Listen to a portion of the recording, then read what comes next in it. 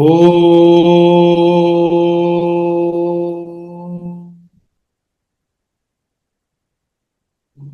Sahana Bhavatu Sahanau Bhunaktu Sahaviryam Karavavahai Tejasvenavaditamastu Mavid Vishavahai.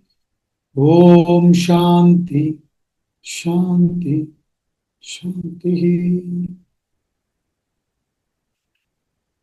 Vasudevendra Yogindram Natva Jnana Pradam Gurum Mumukshu Nam Hitarthaya Tattva Bodho Vidiyate.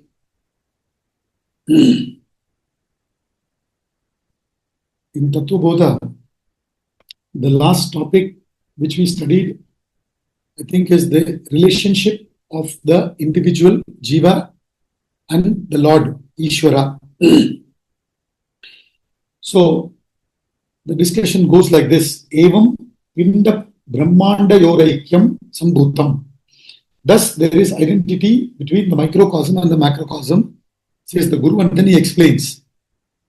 Stula Sharirabhimani Jivanamakam Brahma Pratibimbam Bhavati Sa Eva Jivaha Prakrutya Swasmat Ishwaram Vinnatvena Janati Avidyopadisan Atma Jiva Ityuchyate Mayopadisan Ishwara Ityuchyate Evam Upadi Veda Jiveshwara Veda Drishtihi Yavat Paryantam Tishtati Tavat Paryantam Janma Maranadi Rupa Samsaraha Na Nivartate Tasmat Karanat Na Jiveshwara Yoho Veda Buddhihi Svikarya.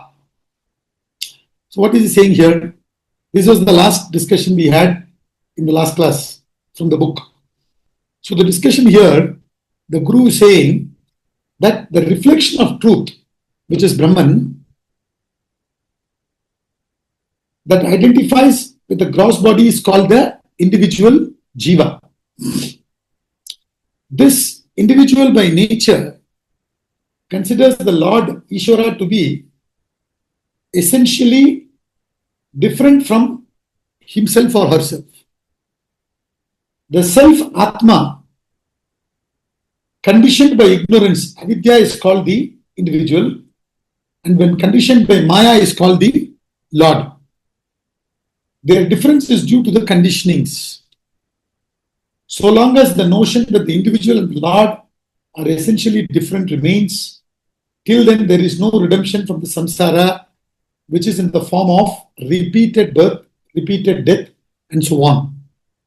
Due to that reason, the notion that the individual is essentially different from the Lord should not be accepted. I'll share the screen, I forgot.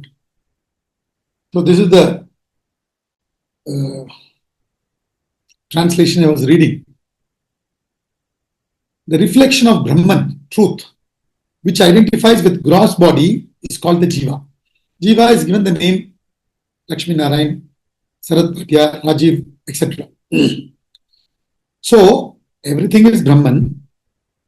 Just like the sunlight above is all pervading, the Brahman is all pervading. The reality is all pervading.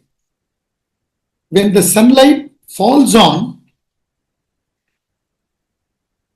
a particular reflecting medium, it appears as a reflected sun. There are so many reflecting mediums. There is water in the pond, there is a mirror, etc. The sunlight is falling on all these reflecting mediums. So when it reflects through this gross body, just like when the sunlight reflects through the mirror, there is a reflected sun. Similarly, the reflected Brahman through the gross body is called Jiva, the individual. So the Jiva by nature, because once he identifies with this body and thinks that he or she is this Jiva, he thinks he or she is different from Ishvara, considers that Ishvara is essentially different. And the self is conditioned by avidya, called Jiva. When and the same thing conditioned by Maya is called Ishvara. The self conditioned by avidya is called individual, and when conditioned by Maya is called Ishvara.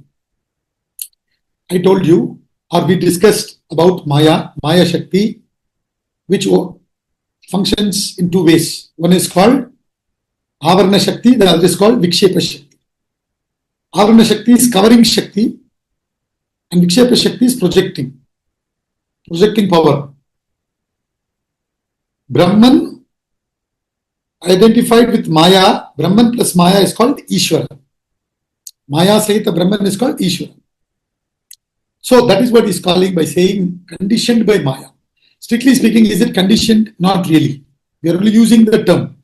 So Brahman plus Maya is Ishvara, and Maya doesn't condition Brahman.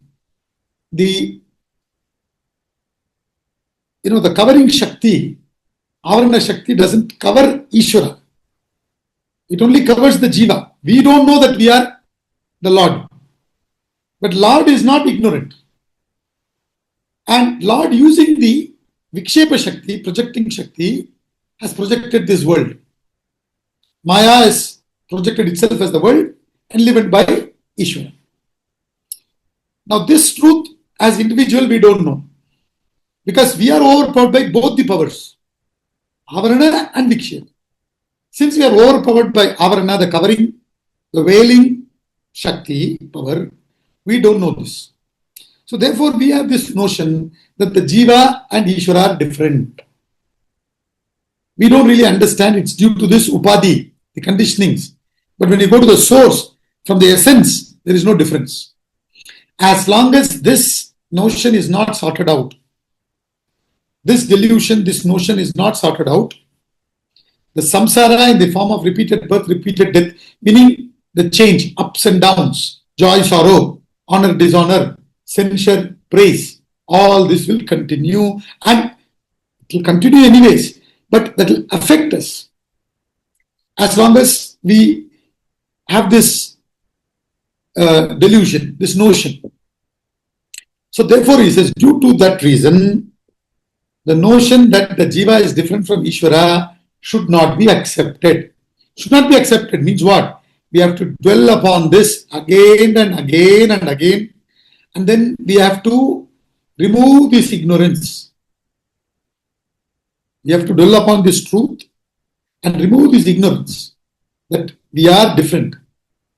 Unless and until we remove that ignorance, we will continue in this cycle of birth and death, in this limitation. That's all he's saying. There is no redemption.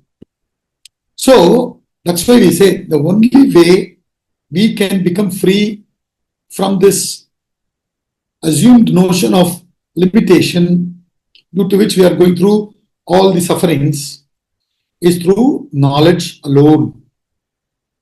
Knowledge of the self alone. Knowledge of the self meaning understanding this oneness between Jiva and Ishvara. This Jiva Ishvara Aikya Sambandham should become clear. Now in the class, we are studying, we are giving a lot of examples, we are exploring it as deep as possible, as deep as one is reflected. Now, with that we may understand, but still the notion will be there, even though we understand, because we are not established in that knowledge. So there is something called as Jnana Siddhi, and there is something called as Jnana Nishta. We are getting the knowledge, we are understanding, but we are not yet established. So till we get established, we have to repeatedly dwell upon this knowledge, supported by sadhana. It's very important. All other things supported by that, which will help each other. The other sadhana will help you to focus and gain the knowledge, get established in the knowledge. As you get established in the knowledge, other sadhana doing becomes easy. Doing other sadhana becomes easy. So they supplement and complement each other. Should not give it up. So that's what he's saying. Due to that reason, what reason? This samsara, if you want to become free. Because people ask, why should I study Vedanta? Because you're constantly chasing happiness. Why are you constantly chasing happiness? Through everything that you have been chasing, what are you really chasing? Only happiness, because that's your original nature. So till you know that that's your original nature, you're going to keep on running and getting dissatisfied and going through all these ups and downs. Therefore, you have to understand this oneness. Once this oneness is understood and sorted out, thereafter, actually, you begin to live. Only then you begin to live life with no ups and downs, no tension, no agitations, no excitement. Therefore, he says, the notion that the Jiva is different from the Ishvara should not be accepted. Meaning what? Through knowledge. By getting established in the knowledge, you have to rise above it. And after this, the discussion moves on to the inquiry into the statement Tattvam Asi, that thou art.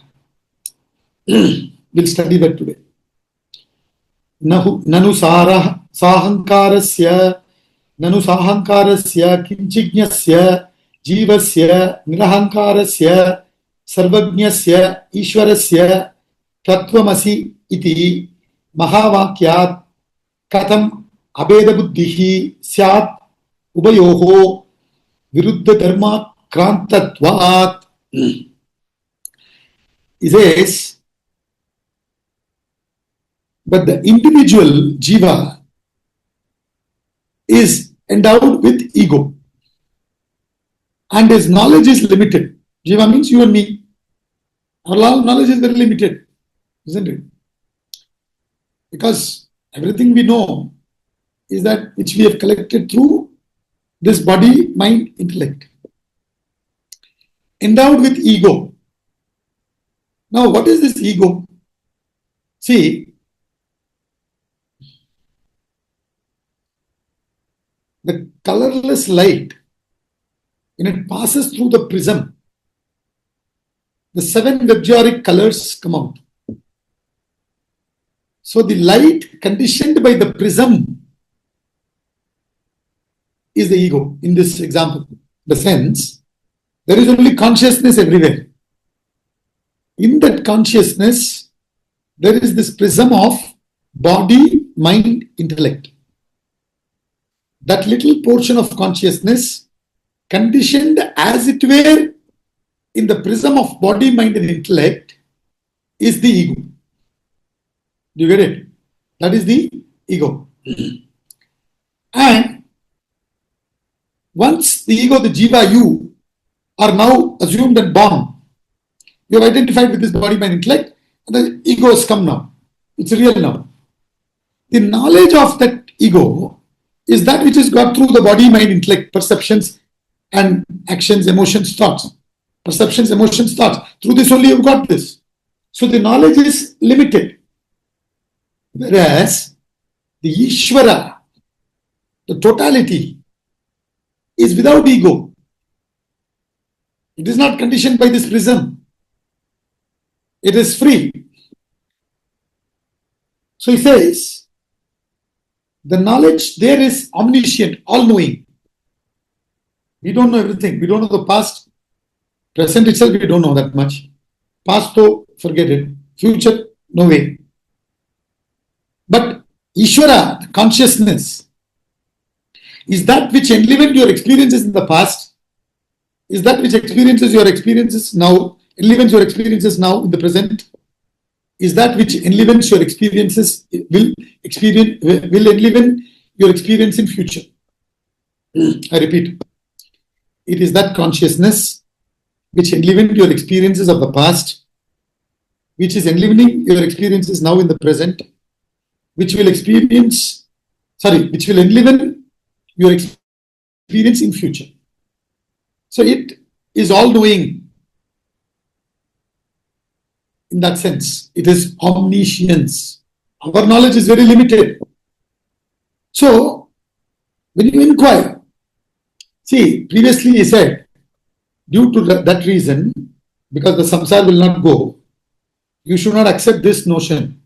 So then what do you have to do? You have to inquire. Only through inquiry, the assumed conditioning, wrong notion can go. How did the wrong notion come? Unquestioned acceptance. Unquestioned acceptance brings the wrong notion. Please understand this. Many things in our life we have accepted without questioning.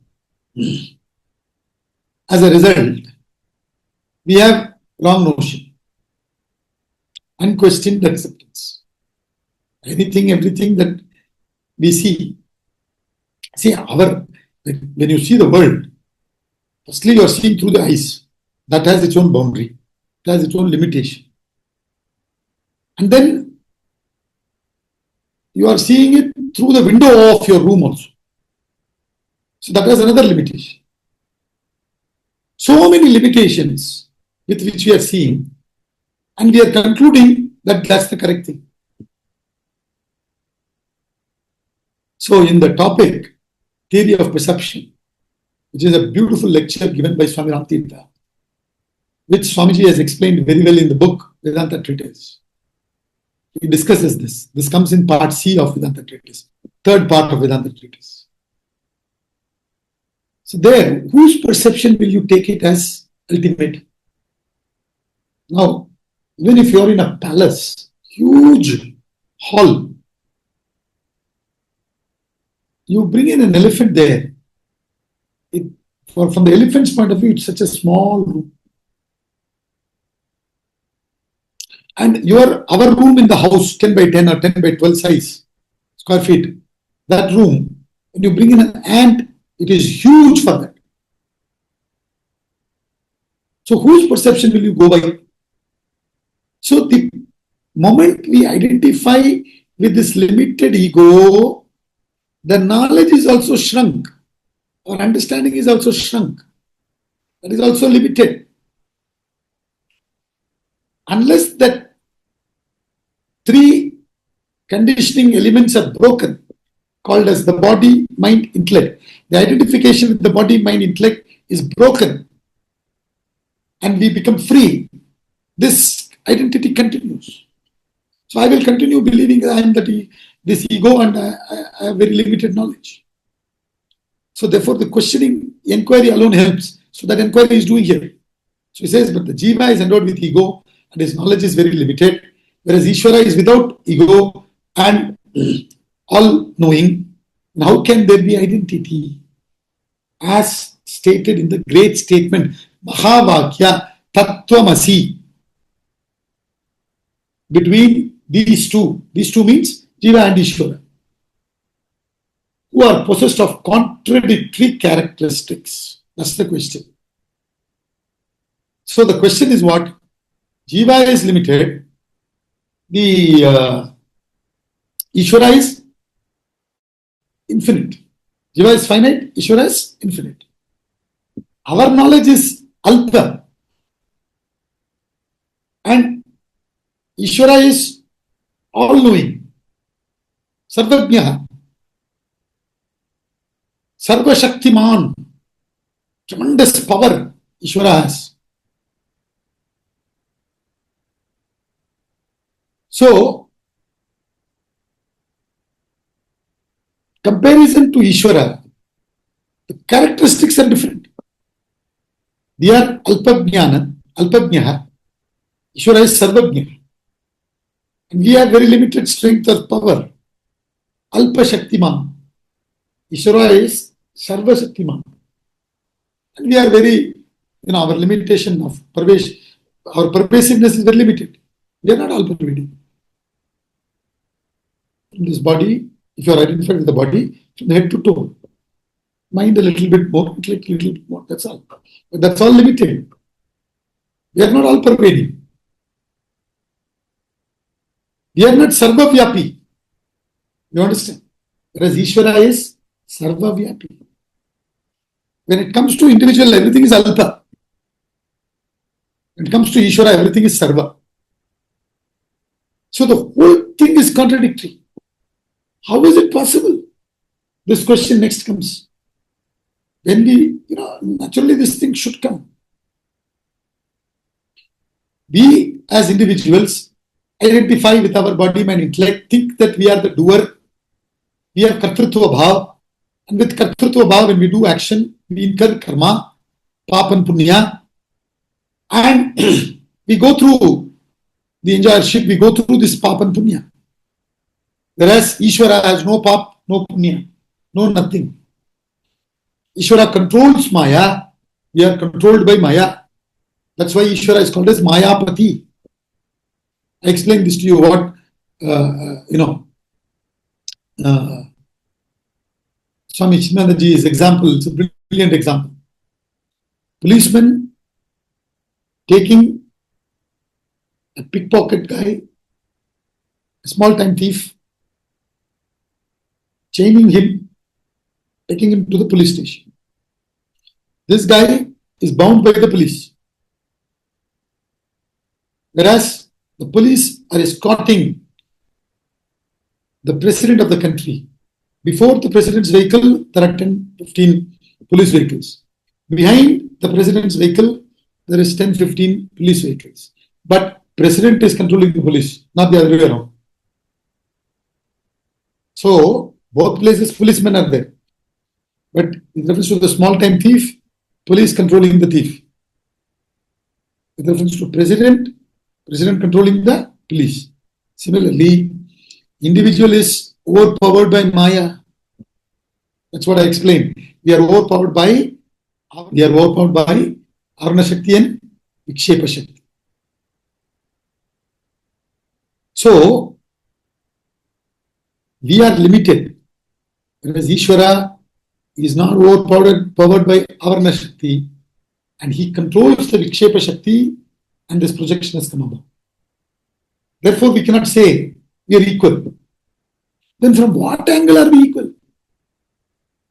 See, another example which we have discussed in the class many times.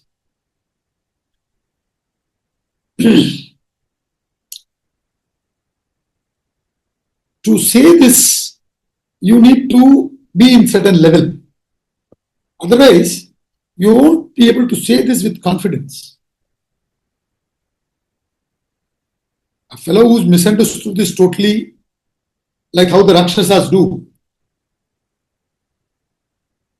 This statement, Tattva Masi, if a person who is not that much qualified, who doesn't do tapas to understand it, what he will do is, when he listens to this statement, he will think Tattva Masi means I am God, means this body, this jiva is God. It's a bigger problem. That's why they want to give this statement only to people who are qualified, not to anybody and everybody. Because it's extremely difficult to handle this.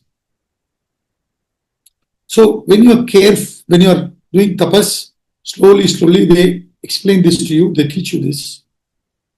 And with tapas, when you come to a certain height, you will be able to roar, Aham Brahmasmi, I am Brahman. Why? Because you've reached that level. So to reach that level, to make it your own, you need to do a lot of reflection. You need to do this inquiry which he is doing. You need to ask this question. Tattvamasi is a declaration given in Chandogya Upanishad, chapter 6. The Guru Udalaka is giving it to the student, Shishya Shvetaketu. Tattvamasi. You have many aphorisms, 4 from different, Vedas, Upanishads are taken as 4 aphorisms. Prajnanam Brahma. Consciousness is Brahman. Tattvamasi. That the what? I am Atma Brahma. That Atma,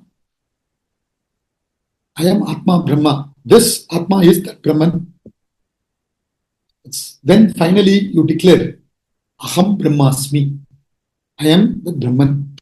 These are the 4 well-known aphorisms. We are now talking about Tattvamasi here. So when you say Tattvamasi, I am inquiring objectively, everything seems to be different, all contradictory. then on what basis can I say that I am one with Ishvara? Ishvara is not affected by karma. We are totally affected by karma. Our knowledge is limited, our power is limited. We are not all pervading. In the case of Ishvara, everything is completely different. Infinite knowledge. When you talk about Ishvara, you add that word infinite, omnipresent, omniscient, omnipotent. You use all this. So it's completely different. How am I to understand?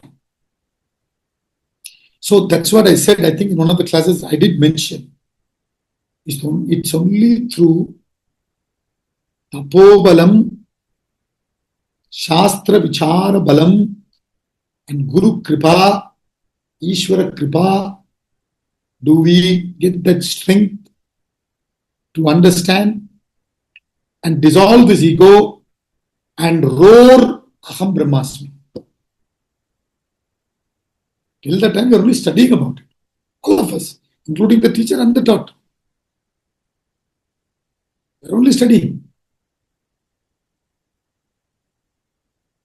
So this inquiry is going on. How?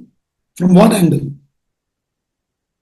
So then, after this, he will explain. But first, in this, what is the discussion? Comparing, you are saying Jiva and Ishvara is one. And only when you understand that Jiva Ishvara is one, will the samsara go. Then, okay, let me do inquiry into Jiva. Let me do inquiry into Ishvara. Then let me see if there is any basis to this statement. Isn't it? That's how we should go.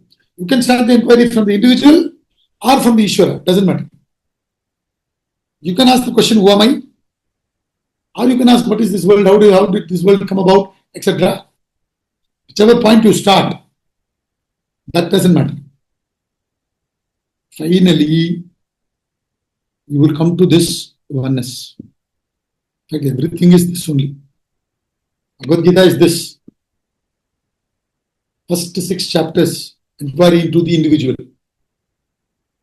The middle 6 chapters, inquiry into the Ishvara, macrocosm. Last 6 chapters, especially the last 14, 15, 16. 13, 14, 15. Sorry, I made a mistake. 13, 14, 15 especially talks about this knowledge, how they are one. And then 16, 17 talks about qualities that we need to gain to be able to gain this knowledge and establish ourselves in that knowledge. Then what will happen? 18th chapter says you will attain moksha. Moksha sannyasa yoga. You will attain liberation. This is the thought flow in the Bhagavad Gita also. So the whole thing is about inquiry. That's why in our classes I keep mentioning. When somebody asks me, is there God? I can say that Shastra says there is God and I have faith in Shastra. That's okay. But generally what I say is, listen, when you say, is there God? You have to find it out. I can't say there is, I can't say there is no God. I am also in the struggle. With the Shabda in the Shastra, I may say something. But I will say, you find out. Even if I say there is God, you will have to accept it only based on Shraddha, based on faith. So therefore, we have to find out. And one example I always give. If you want to know if Mr. X is there in the house, without entering the house, going into each and every nook and corner of the house, declaring that he is not there, or declaring that he is there, both has no meaning. It's madness. It's absolute madness. To know whether the person is inside the house, you have to go inside, look into every nook and corner. Then decide. Then say, okay, I looked into every nook and corner. He's not there. Or I looked into every nook and corner. I found him there. He's there. Now, no inquiry, no nothing. Simply one set of people accept. Simply another set of people reject. Both madness. Both has absolutely no meaning. Both has absolutely no meaning. This is what we need to understand. So that's why he says, you have to do this inquiry. Shastra is saying Tattvamasi, Guru is saying Tattvamasi. And when Guru says Tattvamasi, he is saying it with tremendous conviction. Because he's already roared that Aham Brahmasmi. He's already roared that I am Brahman.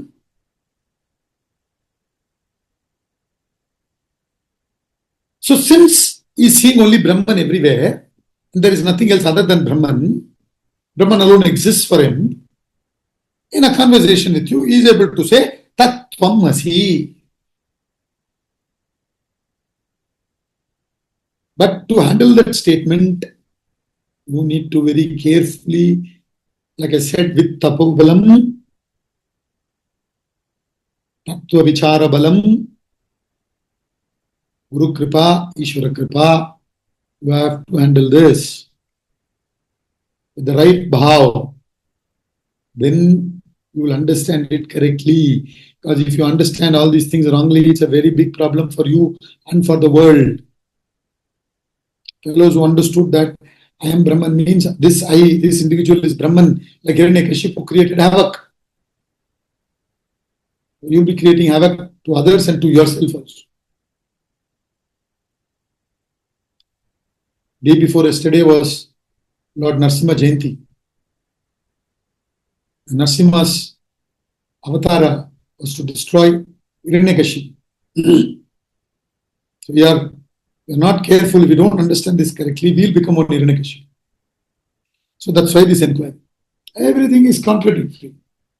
Comparison may. If you compare Ishvara and the Jiva, how can I understand this? Then he continues. Iti chena. Iti chena means if inquired thus, if asked thus. Stula Shukshma Sharirabhimani Tvam-pada Vachyarthaha Upadi Vinirmuktam Samadhi Dasha Sampannam Shuddham Chaitanyam Tvat-pada Lakshyarthaha. What he's saying is, there is Vachyartham, there is Lakshyartham. Word meaning and implied meaning. So we have to be careful here. We can't go by just the word meaning. We have to go by the implied meaning. And the implied meaning will be handled by the person who is very carefully evolved through sadhana. The other fellow will go by the word meaning. So that's why he's saying, Vachyarthaha Lakshyarthaha. So then he says, Evam Sarvajñatvadi Vishishta Ishvaraha Tatpada Vachyarthaha Upadi Shunyam Shuddha Chaitanyam Tatpada Lakshyarthaha Evam cha Jiveshvara Yoho Chaitanya Rupena Abede Bhadaka Abhavaha. What is he saying? He's saying, if there is such a doubt, what doubt?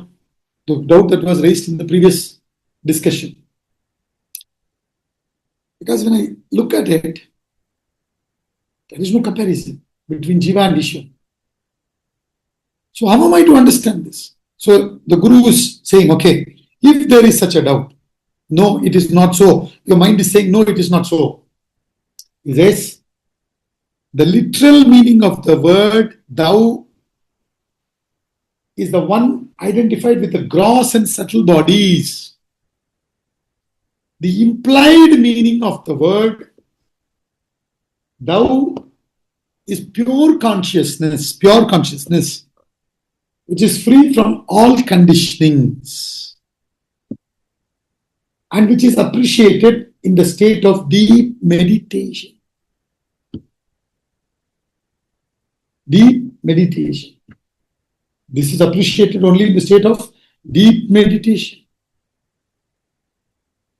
Ekagram, aloneness.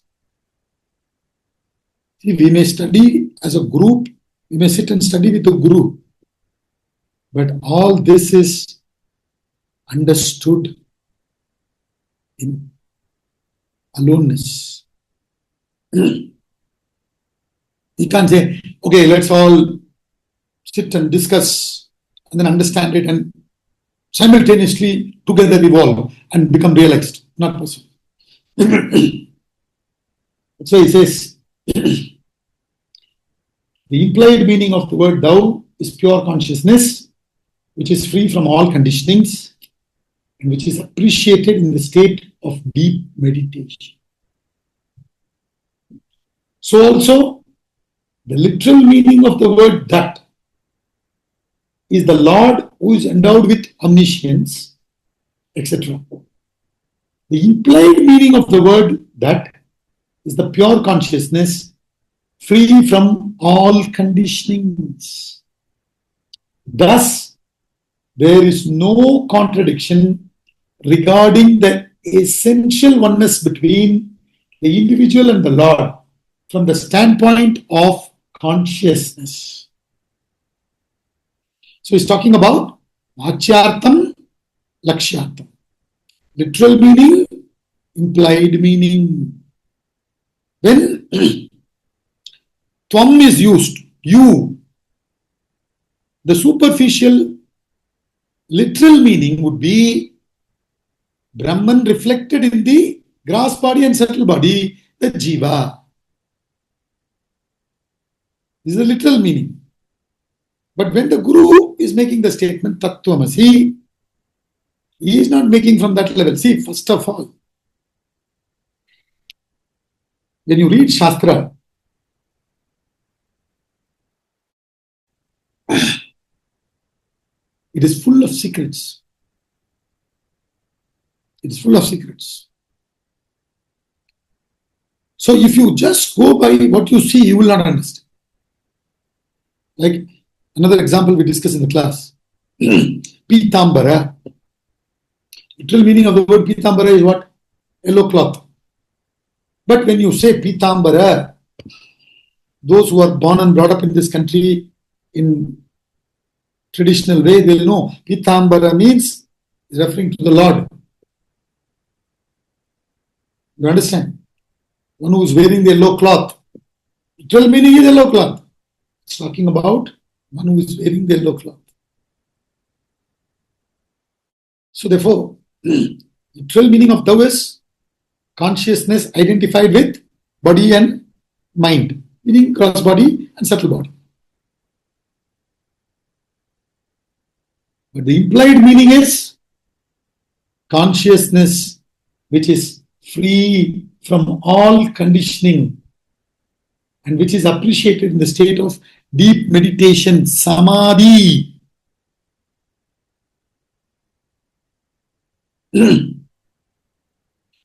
This is not something that is for our intellectual curiosity, sitting and having a discussion with each other. If you really want to know this, you should be ready to pay any price for it. Otherwise, not possible. Tattvamasi is not a statement that you understanding yourself as this limited body, mind, intellect complex, the Jiva, identifying with this Jiva and trying to understand it is not possible. Tattvamasi is not something that can be understood. Tattvamasi is something that has to be realized internally. For that, this identification with the body, mind has to go. When the identification with the body and mind goes, then there is identification only with pure consciousness. So he's saying that.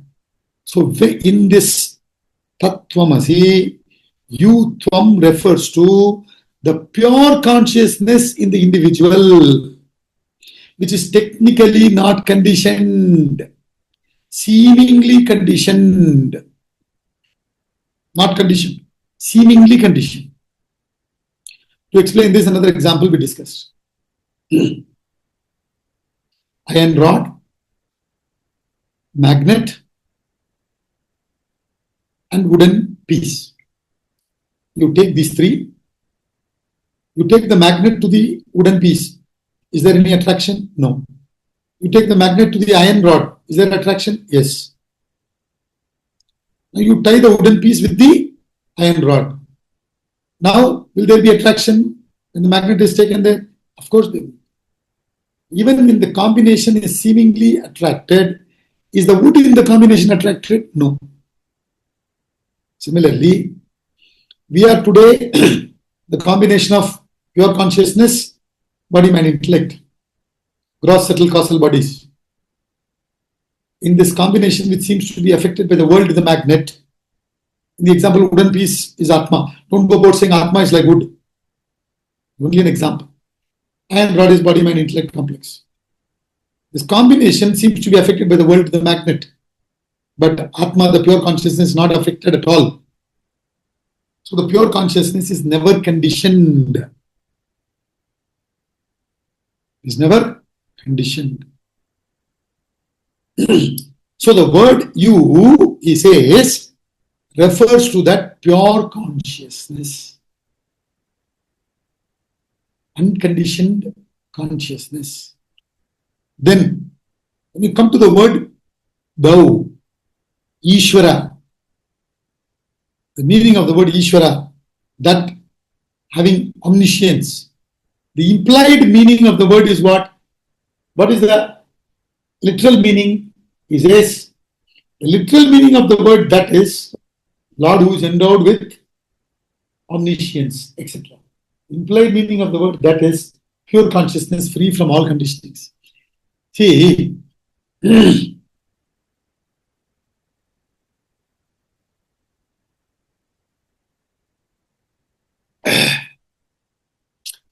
when we say the Lord is a creator, the Lord is a maintainer, the Lord is a destroyer, creator, sustainer, destroyer. Brahma, Vishnu, Maheshwar. This is with reference to what? Reference to the world. From our point of view, when we say Ishvara, obviously we have to talk about it from the creation, sustenance and destruction point of view. But from the Lord's point of view, there is no creator, there is no sustenance, there is no destruction. World never came into existence. So that's what he's saying. That is Ishvara having omniscience, which is literal meaning. Omniscience, when you say omni, all knowledge, everything in this world, past, present, future, I explained that. Everything he knows. He or she or it knows. This is something that we are referring to Ishvara from our point of view. Because we are there individual, we are having the world, so therefore we are saying Ishvara, the Lord, creator, sustainer, destroyer, all that. So therefore he is saying, this is from our point of view, but the implied meaning of the word that is that pure consciousness free from all conditionings. So this Bheda is due to Upadhi. This Bheda is due to what? Upadhi. All the differences are due to the qualities. When you remove the qualities and see there are no difference. So in the theory of perception discussion, we have mentioned this. When we analyze the subject, the individual, first initially we think the I is the subject seeing the world. Then we say, no, I cannot be the subject because I am able to see I as an object. So then mind is the subject. Then I'm able to see my mind also as the object. That means there is something beyond the mind, which is the real subject.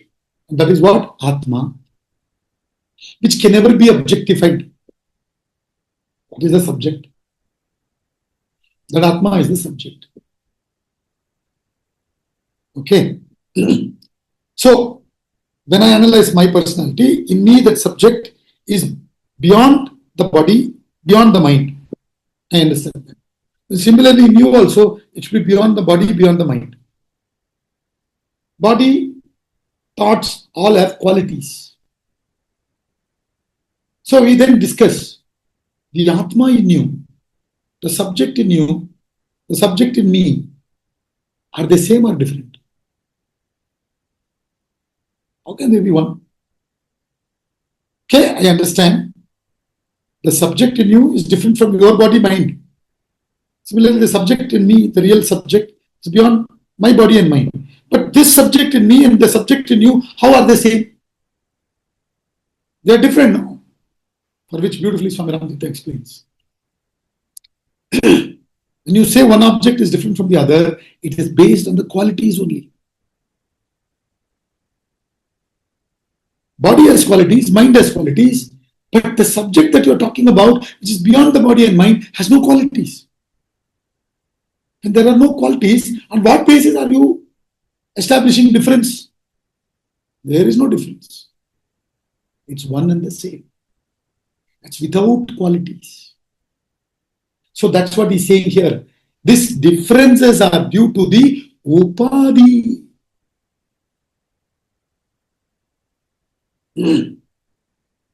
Consciousness conditioned by the individual body, mind, intellect is called jiva. Consciousness conditioned by the total body, mind, intellect, all bodies, all minds, all intellects put together is called Ishvara. But when you remove the conditionings, there is no difference. The difference is only with reference to the conditionings. And how did you form these conditionings? Through unquestioned acceptance. So how can you break these conditionings? Only through questioning. There is no other way. And questioning means you have to, in silence, do that.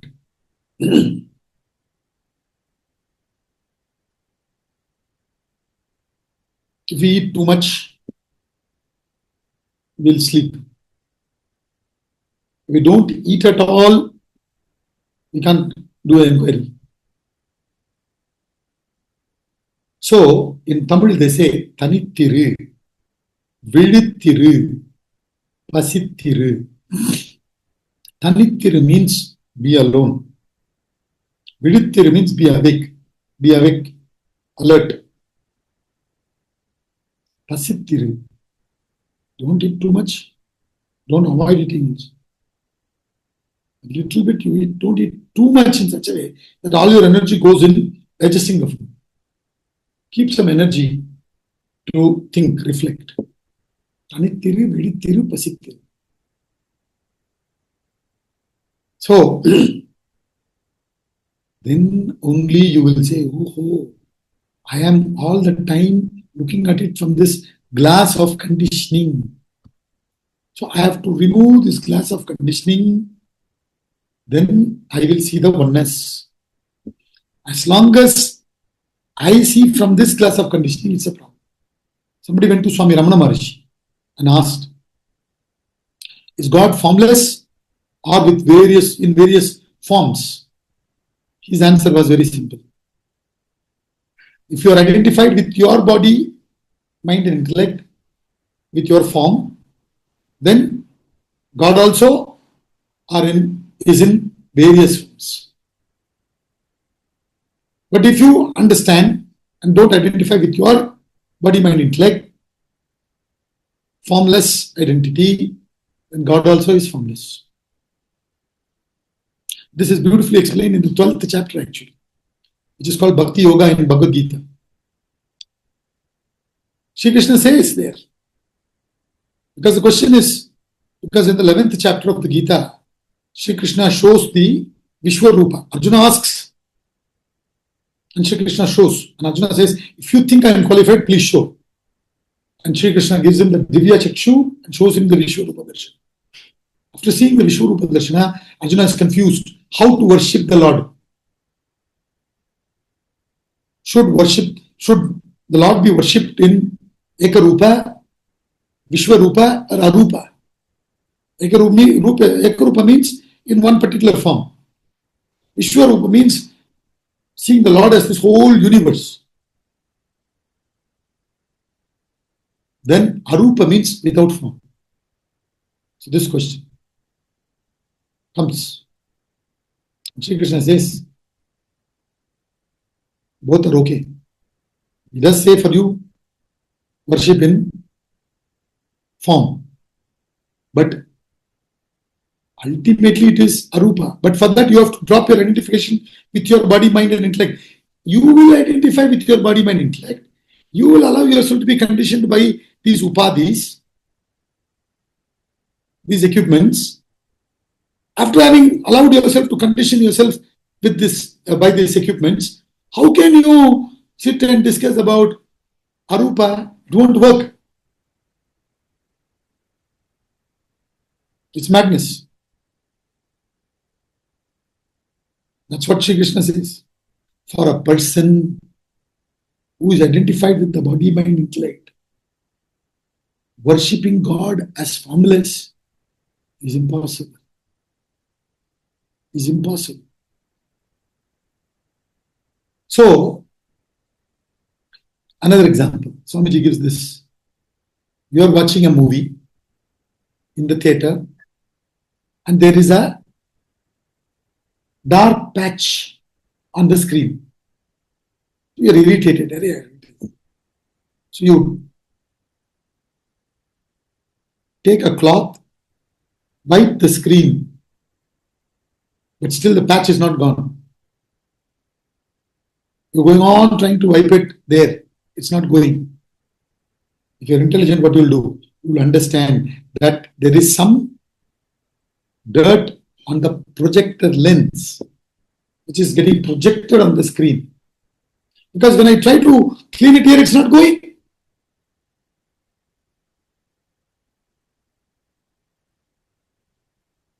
So then, what am I supposed to do? Take the cloth, wipe the lens of the projector. Then the projected dirt is gone. Patch is gone. So the problem is in my conditioning. When I drop my conditioning, instantly the external conditioning goes. Like I said, first, you see, the question comes, when did this world begin? The answer given by the masters is, when you woke up this morning. Or if you dozed off in the class, when you woke up in the class. Whenever you woke up. Because when the mind is not there, ego is not there, no world. The moment I come, world comes. So I means what? Consciousness conditioned by body, mind, intellect. Ego. So in that prism, when I see, I'll be seeing the totality as what? Like this body, this mind, this intellect exists. There are so many bodies, so many minds, so many intellect exists. The consciousness that is reflecting through all these put together is what I call as Ishvara. So, who is the individual consciousness conditioned by the individual body, mind, intellect? Who is Ishvara? Consciousness conditioned by the total body, mind, bodies, minds, intellects, vasanas. Now, therefore, what am I supposed to do? I have to drop the conditioning. Thus, the contradiction regarding the identity between the Ishvara and Jiva are only resolved only when you identify with the essential oneness between the individual and the Lord from the standpoint of consciousness. As long as you try to understand this, totally identified with the body, mind, intellect complex, you will not understand this. Not possible. When you begin to detach from your identification with body, mind, intellect, to that extent, you begin to see this. That's why the Shastras say, Yaha pashyati sa pashyati. Yaha pashyati sa pashyati. Whoever sees it, sees it. To see this, you should have dropped little identification. You hold on to this identification. There's fear, no? Because when I drop this identification, so many problems happen. Now there is security here. Tremendous security in the world. People are respecting you, giving all sorts of things to you. You know, if something happens, there are people at least to admit you in the hospital, to pay your bills, to stop. It's not easy. You need tremendous strength for it. So don't do it forcefully. See, in the Bhagavad-gita, Arjuna is saying, you are praising knowledge, but forcing me to do action. That to Gora Karma, terrible action of killing people. What should I follow? Should I follow action or knowledge? Sri Krishna says action. There, Siddhartha simply walked away and he became enlightened, became Buddha. He simply walked away. If Siddhartha would have had a conversation with Sri Krishna would have said knowledge. The point here is, Arjuna is not ready to drop and go. He's saying, see, we are all, okay, once in a week, Saturday, that too in our convenient time, if the class is happening, we will sit and discuss all these things. Isn't it?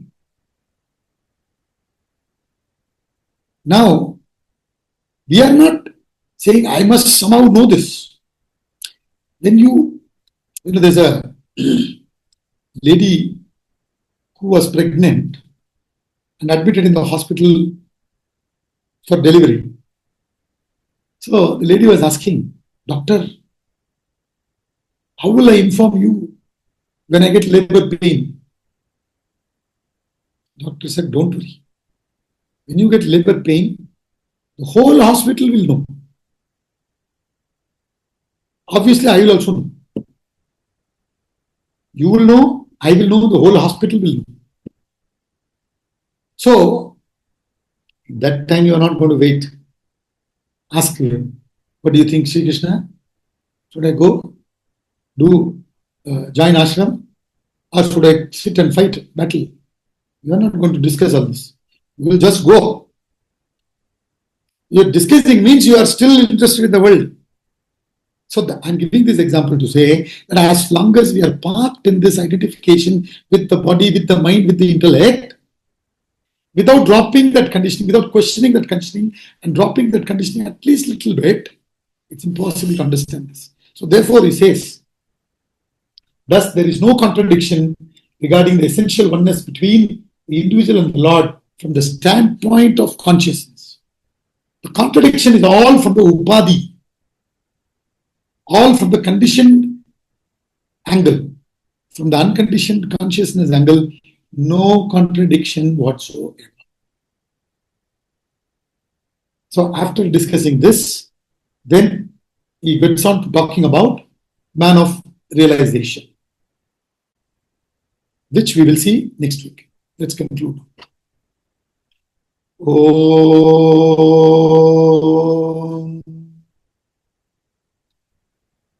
Om Purnamada Purnamidam Purnat Purnamudachyate Purnasya Purnamadaya Purnameva Vashishyate. Om Shanti Shanti Shanti.